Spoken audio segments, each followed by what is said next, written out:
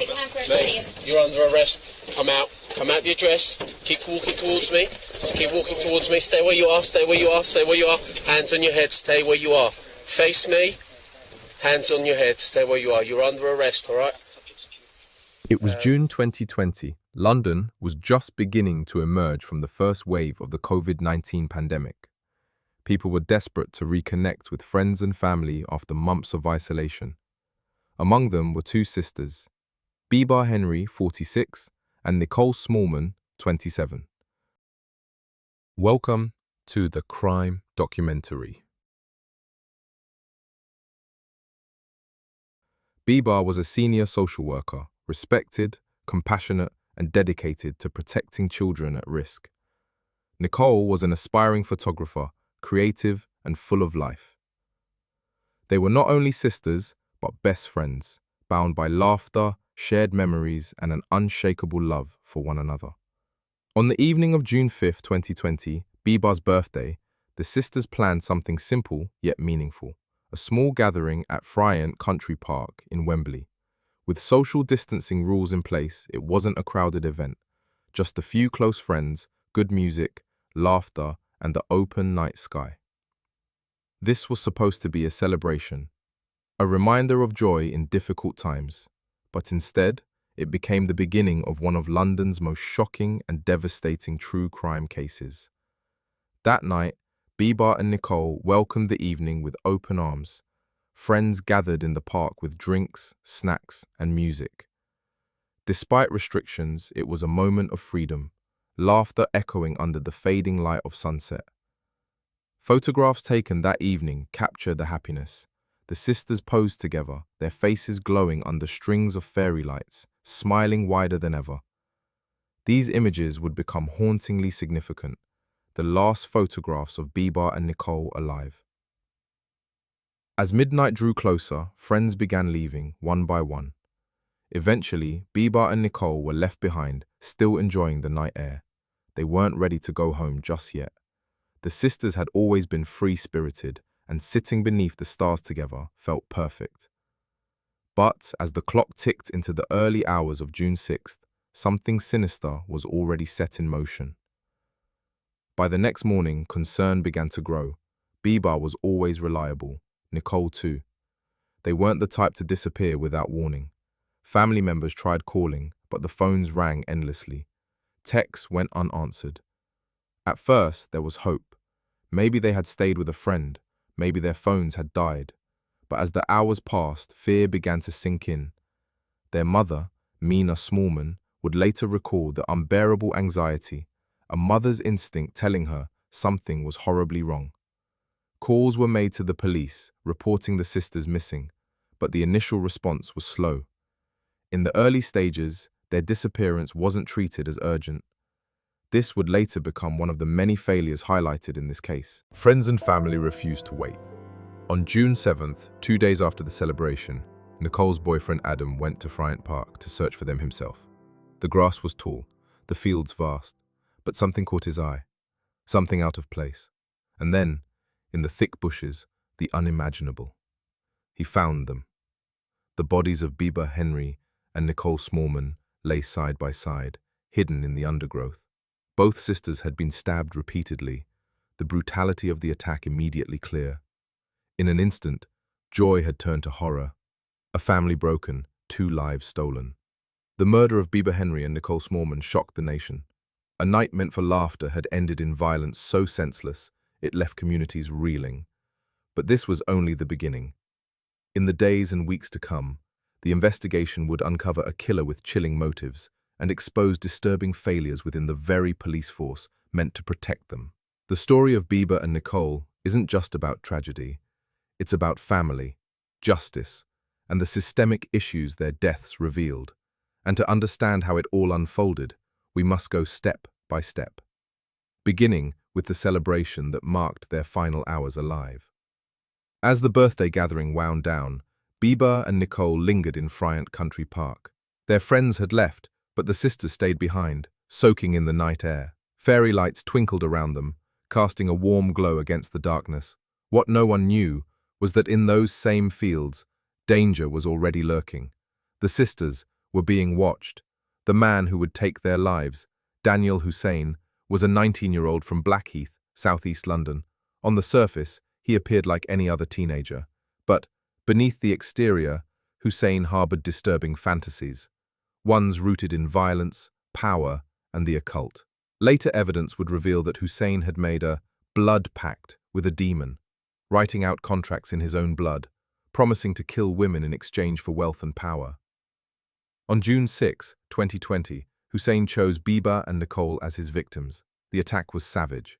Hussein stabbed Bibaa and Nicole more than 30 times combined, showing clear rage and brutality.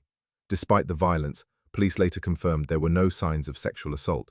This wasn't about desire, it was ritualistic. After the murders, Hussein dragged their bodies into the undergrowth, concealing them from view. He left the scene quickly, but not before suffering cuts to his own hands, a detail that would later become vital in linking him to the crime. The next morning, when the sisters didn't return home, alarm bells began ringing. Friends and family contacted police, but the urgency they hoped for wasn't there. For 2 long days, the sisters' loved ones begged authorities for help. Calls were made, pleas ignored. But still, the official response remained slow. Finally, on June 7th, Nicole's boyfriend Adam took matters into his own hands. He searched the park, retracing their steps, and then he found them.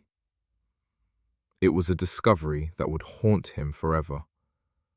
2 sisters, 2 daughters, lives cut short in the most brutal way imaginable. When police finally arrived at Fryent Park, the scene was grim. Bibaa and Nicole's bodies lay hidden in the grass, the earth stained with their blood. It was clear this was no accident. This was murder. Detectives quickly launched an investigation, but there was criticism from the start. Why did it take so long for police to act? Families had reported them missing.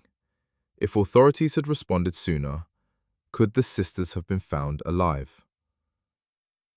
This question would linger throughout the case. Crime scene investigators combed through Fryent Park, collecting evidence. Among the items found were DNA traces on the sisters' bodies and surrounding area, a blood-stained knife, later linked to Hussein, Hussein's own blood, left behind after cutting his hand during the attack. Forensic teams also recovered CCTV footage of a man walking to and from the park that night. The footage wasn't crystal clear, but combined with DNA evidence, it became the first big break. Police now needed to identify their suspect. They turned to the National DNA database, and within days, a match was made. The DNA traces matched Danyal Hussein, a 19-year-old with no serious prior convictions, but whose DNA had been entered into the system years earlier due to a minor incident. The match was undeniable. Police quickly moved in. Hussein was arrested at his family home in southeast London. Inside, detectives made a chilling discovery. Hidden away in Hussein's bedroom was a notebook filled with disturbing writings. Contracts written in blood, pledging loyalty to demonic entities, promising human sacrifices in exchange for wealth and luck. Hussein believed he had made a deal.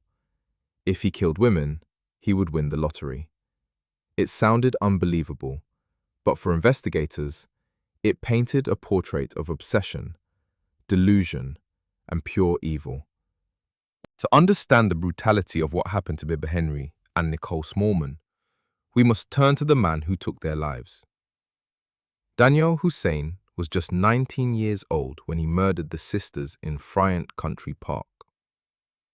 On the surface, he seemed like an ordinary teenager, quiet, reserved, with few close friends. But beneath this unassuming exterior, Hussein was consumed by dark fantasies and disturbing beliefs. Born in London in 2001, Hussein lived most of his young life in southeast London, with his mother and siblings. Teachers described him as a student who sometimes struggled socially but was academically capable. Nothing in his early childhood suggested the horror he would one day unleash. But Hussein's teenage years revealed a growing darkness. He became increasingly isolated, spending long hours on the internet. Investigators would later discover his fascination with occult practices, black magic, and satanic rituals. Hussein had been referred to the Prevent program, the UK's counter-extremism initiative, when he was just 15. His school had raised concerns after noticing troubling behavior and online activity.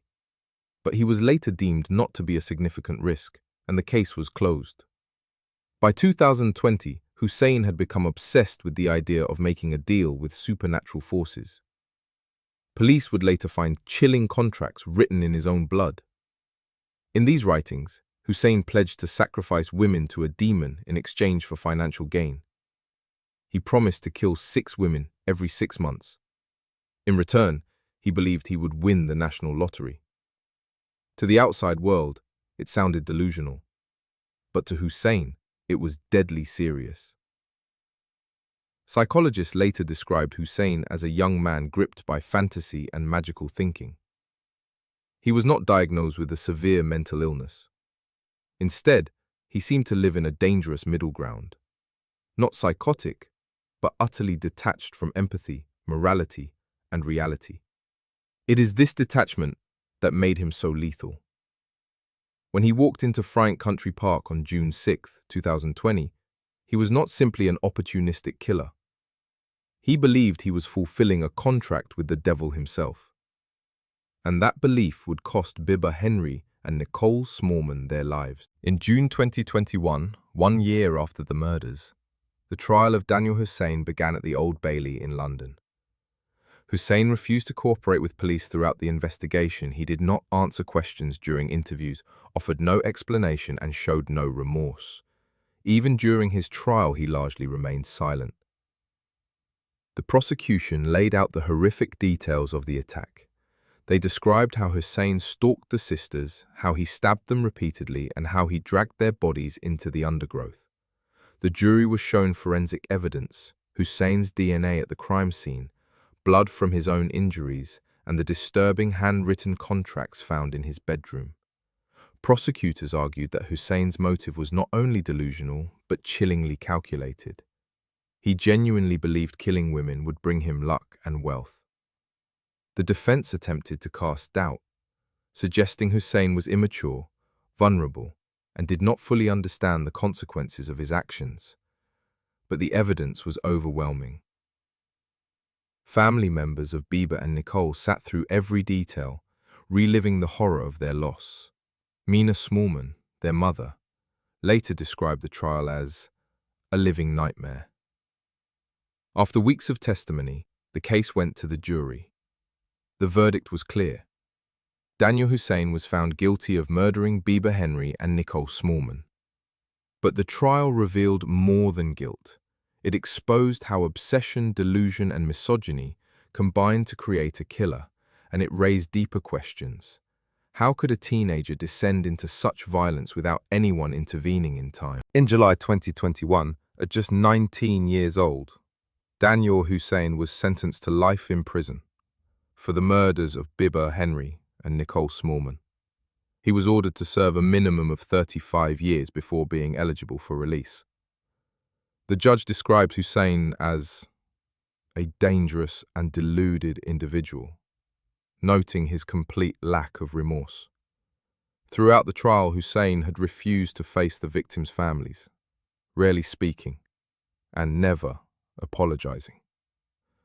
For Bibaa and Nicole's families, the sentence brought some relief, but not closure. Their mother, Nicole Smallman, delivered a powerful statement. They were beautiful, talented, and kind women who had their whole lives ahead of them. No sentence will ever be enough. She went on to speak not only as a grieving mother, but as a campaigner, calling for change in how society and police respond to violence against women. For Hussein, prison became his new reality. For the families, grief remained their daily companion. But the story was not over.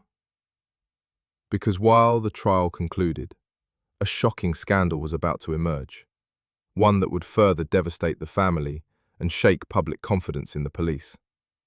In the weeks after Hussein's conviction, another tragedy unfolded. This time at the hands of the very people sworn to protect. It was revealed that two Metropolitan Police officers, PC Dennis Jaffer and PC Jamie Lewis, had taken selfies with the bodies of Bibaa and Nicole at the crime scene. The officers had shared these images in WhatsApp groups, making jokes and treating the victims with appalling disrespect. When the news broke, the nation was horrified. For Nicole Smallman, the discovery was devastating. She described it as a betrayal beyond words. The scandal wasn't just about two rogue officers. It highlighted broader issues within the Metropolitan Police. Questions of misogyny, racism, and a culture of impunity were raised. Both officers were arrested, charged, and eventually sentenced to prison for misconduct in public office. But the damage to trust in the police was already done.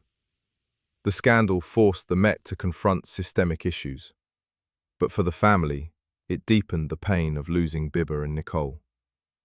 Not only had their loved ones been murdered, they had been disrespected in death. The murders of Bibaa Henry and Nicole Smallman and the scandals that followed became a turning point in the UK's conversation about violence against women, policing, and accountability. Their mother, Nicole Smallman, transformed her grief into advocacy. A retired Church of England archdeacon, she began speaking out about systemic failings. She highlighted how the police initially dismissed her daughter's disappearance and how the later misconduct deepened her loss. Her words resonated across the nation. Public outcry grew. The case highlighted the dangers women face, the failures in policing, and the need for systemic reform. It was part of a broader reckoning, alongside other high-profile cases, that forced society to confront the question, how safe are women in the UK? For Bibaa and Nicole, their legacy lives on in the love they shared and the light they brought to others. They were not defined by the manner of their deaths, but by the beauty of their lives. This case remains one of the most shocking in modern Britain, a story of lives stolen, justice fought for, and a legacy of change still unfolding. Bibaa Henry and Nicole Smallman will always be remembered. Like and subscribe for more real crime stories, turn on notifications, because the next case might be even darker.